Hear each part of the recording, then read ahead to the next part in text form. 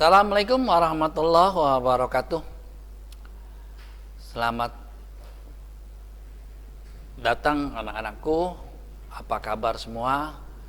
Mudah-mudahan semua dalam keadaan sehat, dalam keadaan baik, dan siap untuk melakukan pendidikan jarak jauh. Nah, pada hari ini saya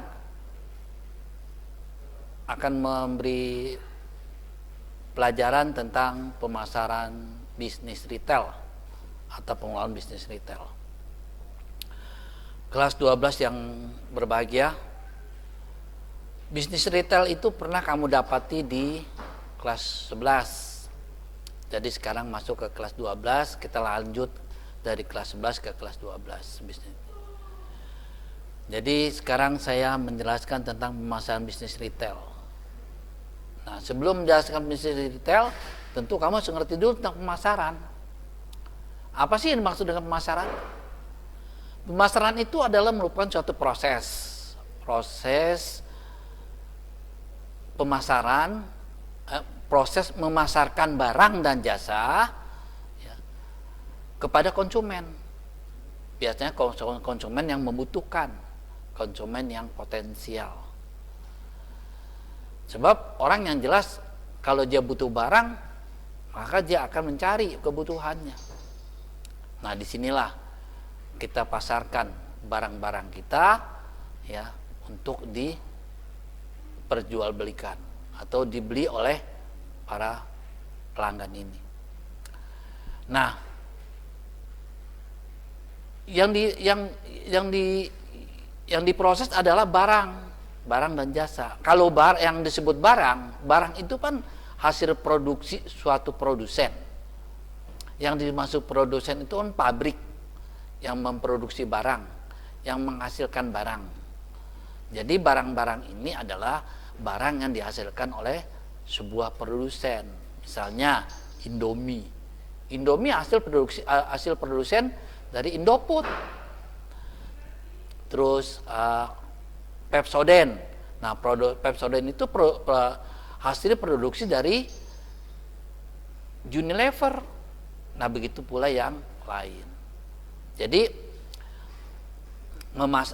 dari pemasaran ini adalah memasarkan barang-barang orang lain, barang-barang produsen, barang-barang pabrik untuk dijual belikan kepada konsumen yang memang membutuhkan barang itu. Ya, selanjutnya kita masuk ke dalam pengertian bisnis memasarkan retail. Pemasaran retail ini adalah pemasaran eceran, ya, pedagang eceran yang memang diperjualbelikan untuk para konsumen. Barang-barang eceran yang diperjualbelikan ini adalah barang-barang yang dibutuhkan oleh para individual, barang-barang yang dibutuhkan oleh para keluarga atau rumah tangga. Sebab kalau disebut barang eceran, pembelinya nggak usah banyak-banyak, bedanya cuma satu, paling dua, atau paling banyaknya nggak sampai lah, sengalosin juga nggak sampai. Orang nama untuk keperluan sendiri, untuk keperluan pribadi, ya tentu belinya juga nggak banyak. Contohnya deh, kamu beli ke Indomart atau ke Alfamart, kan yang kamu beli paling berapa banyak, nggak sampai lah segudang, ya paling beli 1-2. Nah, itu pun untuk keperluan kamu sendiri, bukan untuk keperluan orang lain.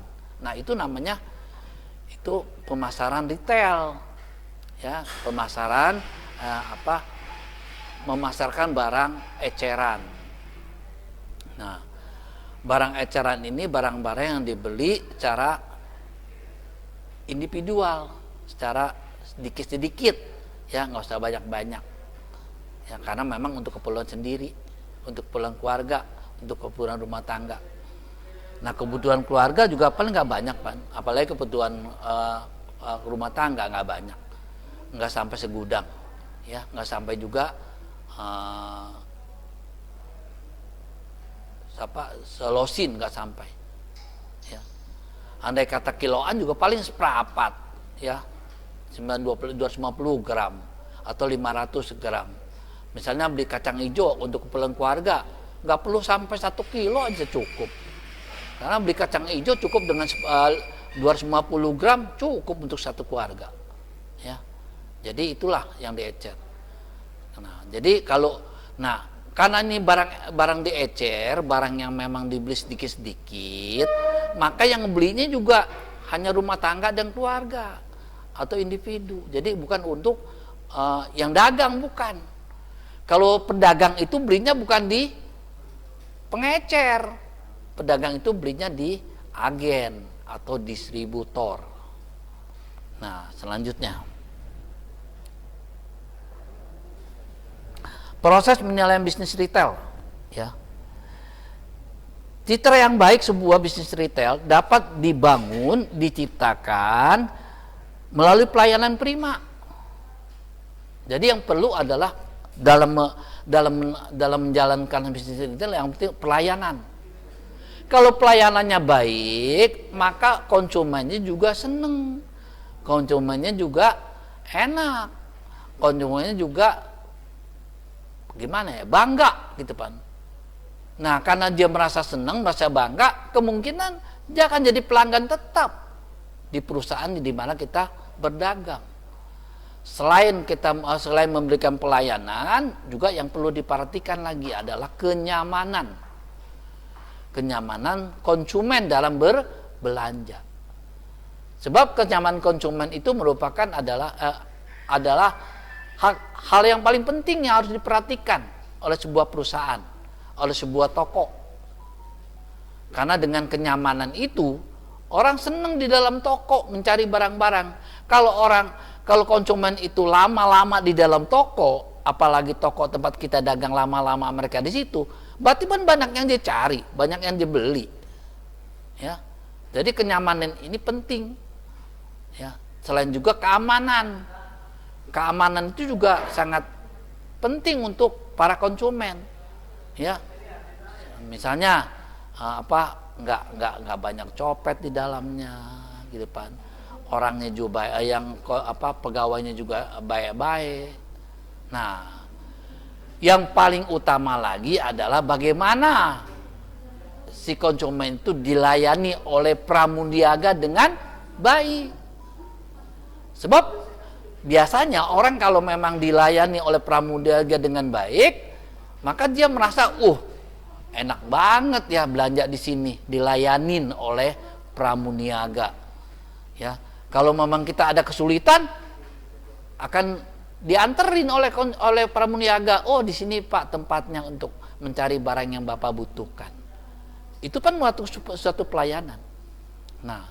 Nah, pelayanan itulah yang akan memberi kebanggaan bagi konsumen dalam berbelanja. Oleh karena itu, disitulah nikmatnya orang berbelanja retail. Ya, apakah itu di Carrefour, apakah di Indomaret, apakah di Transmart, apa di Hypermart, ya. Mereka itu benar-benar dilayani. Nah, udah gitu kan, pramuniaga itu atau pelayan-pelayan itu kan baik-baik. Mereka bicaranya juga sopan-sopan. Pakaiannya juga cakep-cakep. Orangnya juga apalagi cakep-cakep. Nah, disitulah memberikan kenikmatan orang dalam berbelanja. Ya. Selanjutnya ada 2 tipe dasar penjualan, yaitu retail selling dan outset selling. Retail selling ini adalah retail langsung, berbelanja langsung ya ke toko. Jadi konsumen ini langsung belanja ke toko. Misalnya dia butuh barang nih, sesuatu yang memang dia inginkan, maka dia langsung pergi ke toko untuk belanja. Nah, itu merupakan inset selling, ya. Sedangkan outset selling ada tidak langsung, ya. Mereka itu pakai perantara, ya, atau juga pakai surat atau pakai media dan sebagainya. Misalnya pakai telepon, gitu kan, pakai WhatsApp atau juga pakai YouTube dan sebagainya. Sekarang kan model online, gitu kan. Online itu adalah itu dia outset selling, karena nggak langsung.